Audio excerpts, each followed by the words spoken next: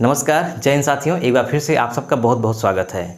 आप सबके लिए एक बहुत बड़ी खुशखबरी है। उत्तर प्रदेश सरकार ने पर्यटन को बढ़ावा देने के लिए एक योजना शुरू की है, जिसका समय तिथि निर्धारण किया गया है 25 मई 2025।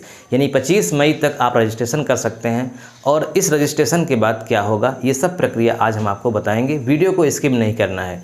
अगर आप पब्लिक पर्पज़ से कोई दुकान खोलना चाहते थे किसी पर्यटन स्थल के बगल में या हाईवे एक्सप्रेसवे के बगल में, या कोई ढाबा खोलना चाहते हैं, या पेट्रोल पंप खोलना चाहते हैं, या कोई आरओ का प्लांट लगाना चाहते हैं, यानी कुछ भी ऐसा करना चाहते हैं जिससे जो बाहरी लोग पर्यटन के लिए आते हैं उनकी सेवा हो सके, तो ऐसे में सरकार आपको 30% सब्सिडी देगी। यानी जितना आप खर्चा करेंगे उसका 30% आपको सरकार देगी।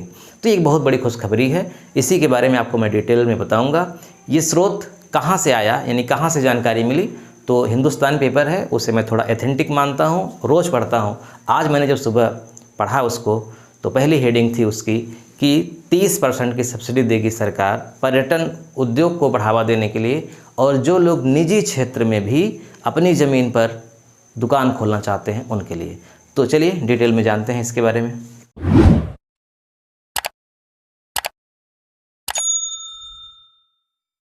तो आप देखिए, इस तरह रोड के किनारे, जिसे फुटपाथ कहते हैं, फुटपाथ पे धंधा करना, ध्यान रखिएगा, फुटपाथ पे धंधा करना आपका मौलिक अधिकार भी है।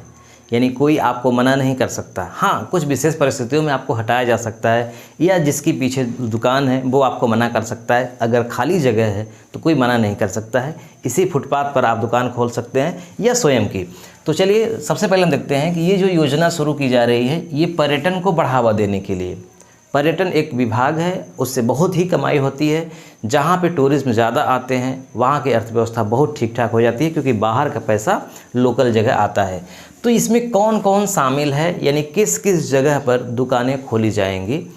तो एक ये है राजमार्ग। अब राजमार्ग यानी कि नेशनल हाईवे, इसमें दो तरह का, एक केंद्र स्तर का और एक राज्य स्तर का, जितने भी राजमार्ग हैं उन दोनों को इसमें शामिल किया गया है। एक्सप्रेसवे जो इससे बड़े हैं, और पर्यटक स्थल, यानी कोई भी स्थल हो सकता है जहाँ पे बाहरी लोग घूमने के लिए आते हैं, वहाँ पे दुकान खोल सकते हैं, या एक्सप्रेसवे के बगल में खोल सकते हैं, या राजमार्ग के बगल में खोल सकते हैं। यानी आप ऐसी जगह दुकान नहीं खोलेंगे जहाँ पर बाहरी लोगों का आवागमन नहीं है। अगर बाहरी लोगों का आवागमन उस रूट पर नहीं है तो आपको सब्सिडी नहीं दी जाएगी वो। अब क्या क्या है, यानी क्या क्या आप कर सकते हैं, तो आप रोड के किनारे ढाबा खोल सकते हैं, फूड प्लाज़ा खोल सकते हैं, शौचालय बनवा सकते हैं। और ये शौचालय कम से कम 8 कमरे के होने चाहिए। 3 कमरे महिलाओं के लिए, 5 कमरे पुरुष के लिए। यानी कि कमरे का मतलब जो यूज़ किया जाता है वो कमरा टॉयलेट का, तो 3 और 5। इसके अलावा दिव्यांग जनों के लिए भी होना चाहिए। तो इस तरह के शौचालय आप शुरू कर सकते हैं। तो इसके लिए भी सरकार जितना इसमें खर्चा आएगा उसका 30% देगी।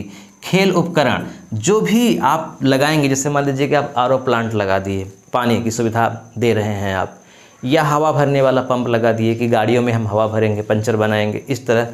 तो वहाँ पे खेल अगर जगह है तो उसका भी स्थान आप कर सकते हैं, घेराबंदी कर सकते हैं, खेल के उपकरण कर सकते हैं, ताकि लोग वहाँ रुकें, फैमिली वाले बच्चे खेलें। आपने देखा अभी जब प्रयागराज में महाकुंभ लगा हुआ था तो बहुत भीड़ हो गई थी। तो सरकार ने क्या किया, जितने भी पेट्रोल पंप थे सबको अलाउ कर दिया कि कोई भी पेट्रोल पंप का मालिक अपने यहाँ लोगों को रुकने से मना नहीं करेगा। यानी बसें खड़ी होंगी और लोग उतर करके वहाँ रुकेंगे जब तक इच्छा होगी उनकी, कोई मना नहीं करेगा। तो इस तरह वहाँ पे देखे होंगे कि पेट्रोल पंप के आसपास खेल उपकरण भी थे, तो बच्चे वहाँ खेलते थे। तो ये खेल उपकरण, पानी की व्यवस्था अगर आपने किया है, इसके लिए किचन आप चला रहे हैं, भोजन कर रहे हैं, इसके अलावा और भी चीज़ें जो पर्यटन से संबंधित है वो आप शुरू कर सकते हैं। अब इसमें सबसे ख़ास बात आप जान लीजिए कि ज़मीन से शुरुआत करके मकान और उसके बाद दुकान तक की बात की गई है। यानी अगर कोई भी नया व्यक्ति है जिसके पास सड़क के किनारे, यानी कि जो जैसे मान लीजिए ये सड़क है, ये सड़क है, अब ये सड़क जुड़ी हुई है किससे, एक पर्यटक स्थल से, एक्स नाम के पर्यटक स्थल से जुड़ी है। तो यहाँ पे आप दुकान खोल सकते हैं, जगह है तो, या फिर आप इस सड़क पर कहीं भी लेफ़्ट या राइट खोल सकते हैं। अब मान लीजिए कोई नया व्यक्ति है, उसके पास तो सड़क के किनारे जगह भी नहीं है। ज़्यादा लाभ वही लेंगे जिनके पास पहले से जगह है। अब जिसके पास जगह नहीं है तो वो ख़रीदना चाहता है इस उद्देश्य से कि हम यहाँ पर रेस्टोरेंट खोलेंगे, है ना। तो क्या होगा कि ये जो ज़मीन जब खरीदेंगे तो उसके लिए एक उद्देश्य होना चाहिए कि हम किस लिए खरीद रहे हैं और क्या इस पे करेंगे। तो सब्सिडी यहीं से शुरू हो जाएगी। जब आप इसकी रजिस्ट्री करवाएंगे तो जो स्टाम्प शुल्क लगता है तो स्टाम्प शुल्क माफ़ हो जाएगा, स्टाम्प शुल्क नहीं लगेगा, है ना। रजिस्ट्री एक तरह से न के बराबर यानी फ्री में रजिस्ट्री हो जाएगी। इसके अलावा जब आप इस पर मकान बनाएंगे तो मकान का जो खर्चा आएगा और उसके बाद जब आप इसमें दुकान खोलेंगे तो उसका जो खर्चा आएगा, जितना भी आएगा उसमें 30% क्या हो जाएगा, लेस, मतलब 30% आपको सब्सिडी मिल जाएगी। जैसे मान लीजिए आपने टोटल खर्चा किया 30 लाख, टोटल आपने 30 लाख खर्चा किया, तो खर्चा तो आपका होगा, पहली बार तो पैसा लगेगा ही आपका, लेकिन इसमें से 30%, तो 30 लाख का कितना हुआ, 30% 9 लाख, 9 लाख आपका माइनस हो जाएगा, यानी टोटल आपका कितना खर्चा हुआ, 21 लाख। यानी जो पहले 30 लाख खर्चा होता आपका, वो अब खर्चा होगा सिर्फ 21 लाख, 30% आपको सब्सिडी मिल गई। तो ये बहुत ही अच्छी एक सरकार की पहल है। अब इससे लाभ क्या क्या होगा।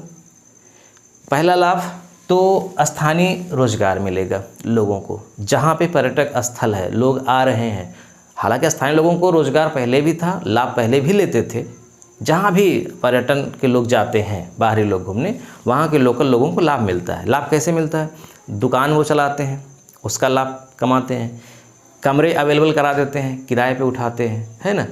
तो इस तरह से लाभ पहले भी था, लेकिन अब और लाभ हो जाएगा, क्योंकि जो लोग नया शुरू करना चाहते हैं या कुछ उसमें निवेश करना चाहते हैं और बजट कम है, तो एक बार लगा करके फिर उसके बाद 30% सब्सिडी सरकार से वापस ले लेंगे। तो स्थानीय रोजगार को बढ़ावा मिलेगा, इससे अधिक संख्या में लोग ये काम करने के लिए आगे आएंगे। और लोग आगे आएंगे तो जो लोग आ रहे हैं घूमने के लिए, उनको ज़्यादा चीज़ें सस्ती मिलेंगी, आराम से मिलेंगी, क्योंकि कंपटीशन बढ़ जाएगा तो चीज़ें सस्ती हो जाएंगी, तो उनका थोड़ा बजट कम हो जाएगा, तो वो खुश हो जाएंगे और दोबारा से भी आएंगे और लोगों को आने के लिए प्रेरित करेंगे। तो जब रोज़गार में जो प्रोडक्शन है उसका उत्पादन बढ़ जाएगा, लोग अधिक संख्या में आ जाएंगे सेवा के लिए, तो पर्यटन को लाभ मिलेगा, स्थानीय रोजगार बढ़ेगा, निवेश को बढ़ावा मिलेगा, इससे लोग निवेश करेंगे इसमें, क्योंकि 30% वापस हो रहा है, और पर्यटन को एक नई दिशा तो इससे मिलेगी। यानी इससे एक तीर से कई निशाना इसमें साधा गया है सरकार की ओर से। अब देखिए इसमें आवेदन कैसे होगा। यानी ये जो योजना है उत्तर प्रदेश की पर्यटन को बढ़ावा देने के लिए, इसमें तारीख निश्चित की गई है 25 मई 2025। यानी अब से लेकर के आप रजिस्ट्रेशन शुरू कर सकते हैं। ये पूरी ऑनलाइन प्रक्रिया है, ऑफलाइन नहीं है। और जो पोर्टल है वो ये है https://uptourism, ये portal.in, इस पर आप जाइए, आपको स्क्रीन पर दिख रहा होगा, या हमारे जो वीडियो देख रहे हैं इसके डिस्क्रिप्शन में भी इसका लिंक है, आप वहाँ उस लिंक से क्लिक करके आप रजिस्ट्रेशन कर सकते हैं। ठीक है, तो ये एक खबर थी जो मुझे लगा कि तत्काल आपको देनी चाहिए। अगर आप हिंदुस्तान पेपर पढ़े होंगे तो आपको जानकारी हो गई होगी, अगर जानकारी नहीं थी तो हमने आपको जानकारी दे दिया। अगर आप इसका लाभ लेना चाहते हैं तो आप इसका लाभ लीजिए, या फिर आप ऐसे लोगों को जानते हैं जिनको ये लाभ लेना चाहिए, तो आप इस वीडियो का लिंक उनके पास भेज सकते हैं ताकि उनको जानकारी हो जाए। वीडियो कैसा लगा कमेंट करके आप ज़रूर बताइएगा, और सरकार की ये योजना कितनी सार्थक हो सकती है और इस योजना में क्या क्या सुधार किया जाना चाहिए, अगर आप कोई सुझाव देना चाहते हैं तो कमेंट बॉक्स में लिख सकते हैं। वीडियो देखने के लिए आपका बहुत बहुत धन्यवाद। मिलते हैं नेक्स्ट वीडियो में। नमस्कार।